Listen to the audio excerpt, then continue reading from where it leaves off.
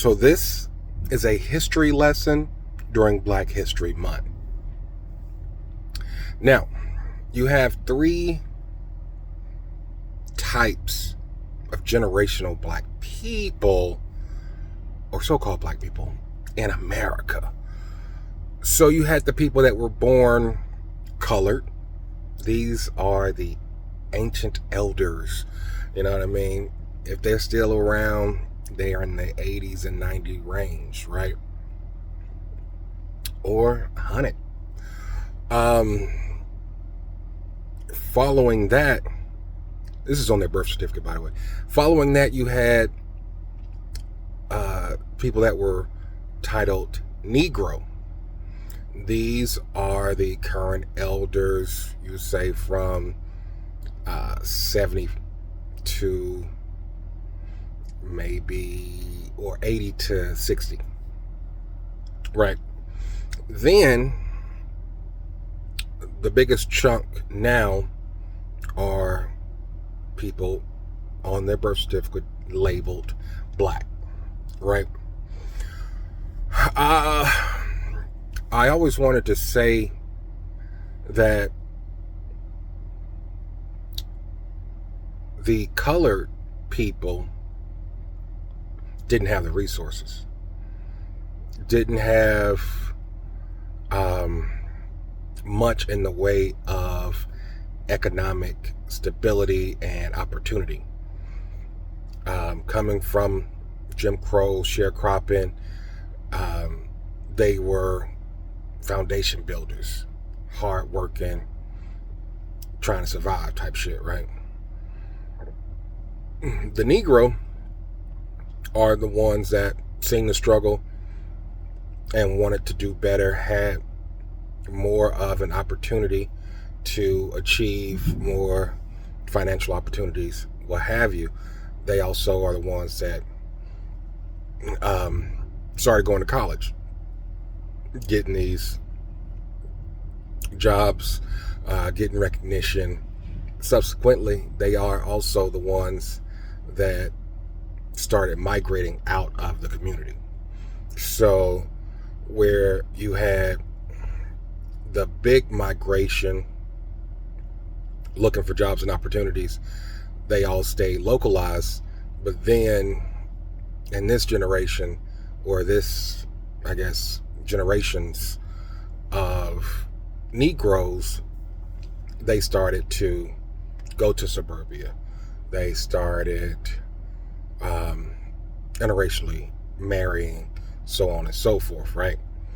So these are the Negroes. Then you had present day and past Blacks, right? These are the people who, like myself, I grew up in the suburbs because my mom was a Negro who went out to the suburbs, right?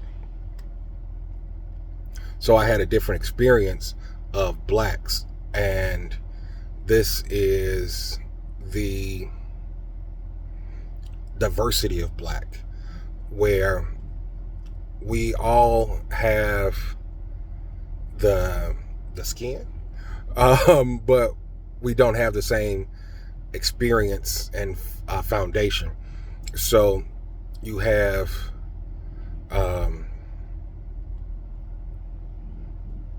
hood niggas, and then you ain't Black niggas, right? So there was a time where people would talk about my dialect, my linguistic skills, you know, you trying to talk white, you trying to sound white, instead of saying you speak well. You know what I mean? There is a difference of upbringing, because for the Negro that was born into a, like community,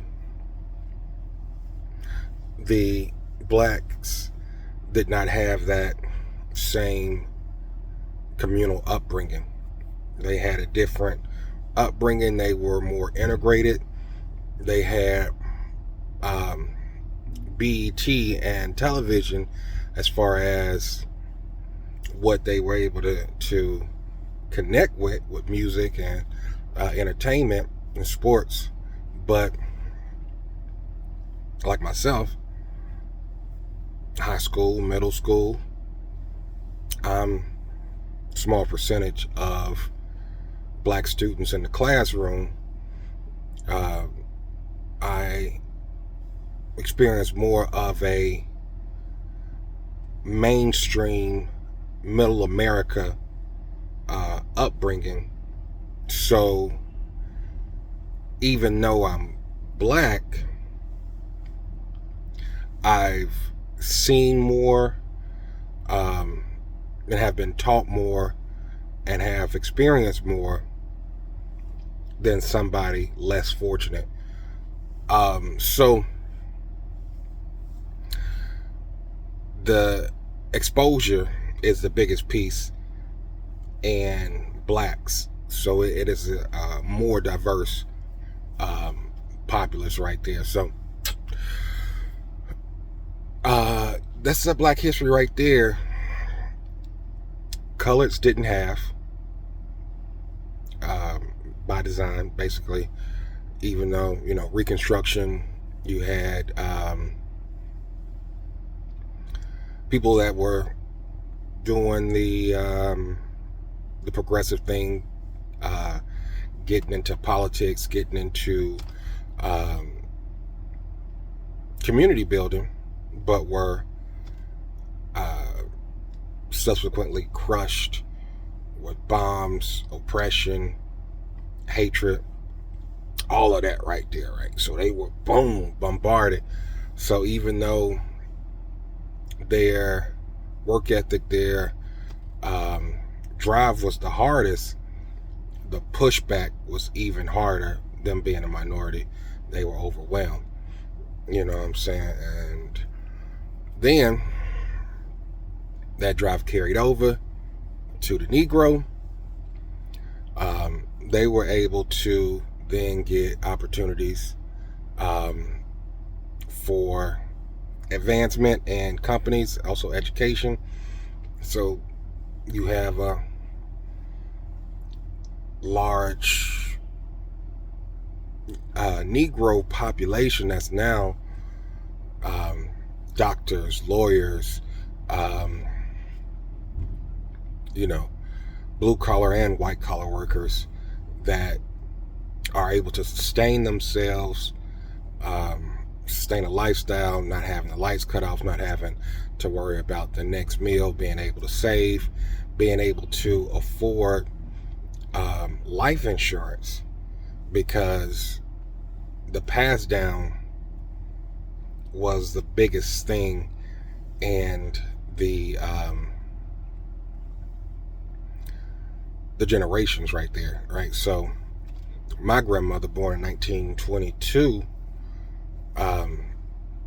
she had a estate or whatever, and life insurance that she outlived, but that was later in life when she got that, because she didn't have it from her mother, and a lot of these people were looking to bury people. It wasn't as expensive, but it's still a cost when it comes to burial and shit like that, right? And then what you passing down, where matriarchs of the family are usually the sole survival of that generation. They had the house, and the next matriarch usually sold that bit. I'm gonna keep it 100% real, because the coloreds passed on the house to the Negro, which the Negro is now moving to said suburb, said opportunity that the colored didn't have, which now they are pretty much separating themselves from their past, from their history, from their ancestry, and selling off the house, because who gonna use it now? We got our own house. What we gonna do with that one? Better to give than get. So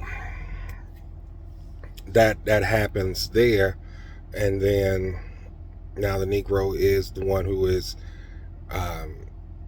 financially astute in things like life insurance and things like financial liquidity, or educating themselves on stocks and different financial avenues, whether it comes from owning their own business and the like, right? So then they're able to now have a life insurance, have a new home that they might have built or renovated or what have you, that is capable of being something that you can live in, or something that could go for fair market price that could help the next generation. Then you got the blacks who understand 10 times more than the Negro and 100 times more than the colored when it comes to the money game. The game of money is to make your money make money. Use your money as a tool. Then so the blacks would use, or would have knowledge of using money as a tool, where the Negro would have a idea of, I need to have money, because the colored didn't have money. So the Negro's ideology is, I need to hold on to my money. I need to possess this money. I don't need to, I don't ever want to be broke, but I don't ever want to have to struggle once I got it. Once I got it, I'm good, and I'm going to hold on to it. And the difference in the Negro and the black is, the black understands inflation. The black understands the devaluation of money, where the Negro wouldn't, because the devaluation of money hasn't happened as fast in their lifetime as it is in the black's lifetime. You know what I mean? So the Negro is like, okay, I have X amount of dollars, which in their mind they feel is substantial amount, because one, this is way more than they were left, than they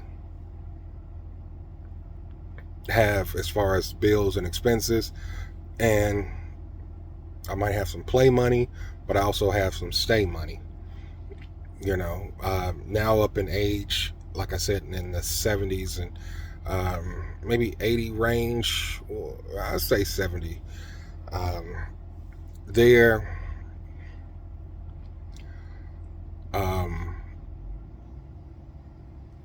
Their idea of money is to hold on to it, so you'll have it.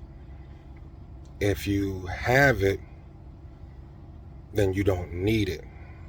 And it's better than to have and not need than to need and not have. Fast forward to the blacks, understanding that making your money grow is the best thing to do with your money. Making investments, having a yield of 4% is more of a minimum requirement for savings than it is to just hold on to it. So whether it is cash deposits, annuities, investments, real estate, things of that nature are all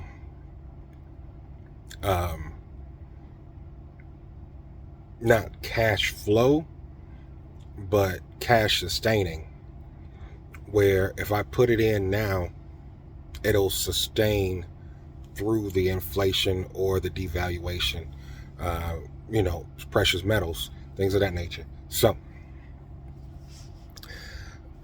this is more of a history lesson than I thought I was going to bring. I might think of something else before I cut this motherfucker off. But yeah, these are the birth certificate labels of when people were in America with this brown skin, this beautiful brown skin. Also, African American is more of a political term. It's like Europe being a continent. It's more of a political alignment than it is something that was documented on a birth certificate. You're not going to see a birth certificate that says AA or African American. I don't see it. I haven't seen it. But this is what is showing. Plus, race is like 4 letters. They put in a W, a B, a N, or a C. You know what I mean? So, small box. They keep it simple.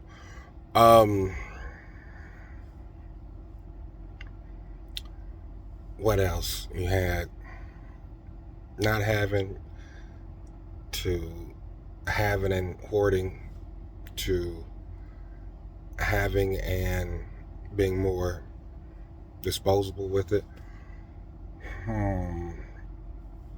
But this is more past than present and even future. So for instance, I have a son. Now he is 3. His birth certificate is going to still say black on it, or did say black on it. And his opportunities are going to be the same as I had, as far as education wise, being able to go wherever my money can afford him to go. And then as far as jobs, definitely I'm going to talk to him about getting a trade, owning a business, and employing people, because America rewards the employers, not the employee. This is just the way it is. And the colors didn't get that break because they didn't have the resources. The Negro went to go, they put their hand out and they were able to then give money to self-employed people who were doing work in community. Now blacks could own businesses. Negroes own businesses as well, don't get me wrong. It's just that it was more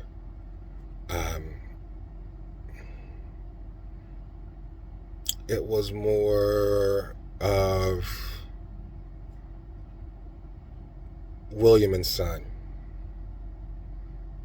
if you get my meaning. It was more of a family business where all of my employees are my relatives, more than I have employed several people. Because back when they were giving out them checks, them stimmies, you had to have 8 or more people. Black businesses then or now, they really don't get to that 8 employees mark without like franchisers, things of that nature that already are kind of integrated into it. You know what I'm saying?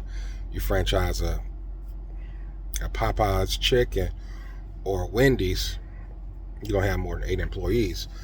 But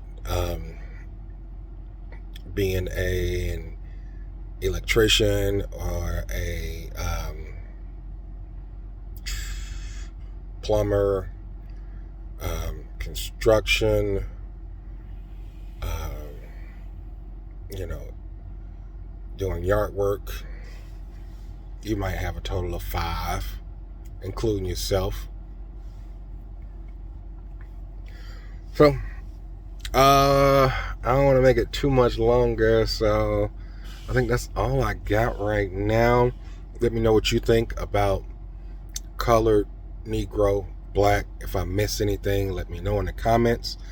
Signing out. Peace.